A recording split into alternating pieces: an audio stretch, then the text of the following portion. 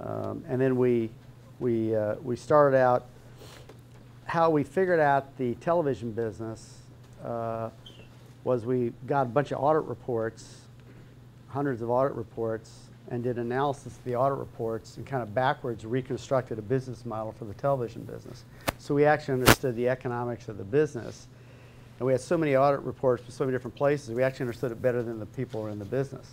So then we went to them with, when we got fortunate, we got a couple big deal clients, to talk about new ways of doing deals where our clients could actually make money. In those days, no one ever made money on the so-called back end in television shows. So explain what the back end is. Oh, the back end is the profits, or the adjusted gross, or the gross. It's money beyond your base compensation, your fees for doing the show. So what we did is we started inventing new ways of participating in the back end revenues. And a lot of this is just luck, I can tell you that. We had figured it out just as Happy Days went into syndication.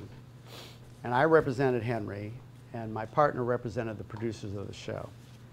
And the show set records in syndication. They actually did 3 or 4 times what they had anticipated, because there were a lot of independent stations then competing for shows in syndication. And the market was growing, the ad market was growing very rapidly. So all of a sudden, everybody's making a lot more money. So the key for us was, well, let's get our share for our clients.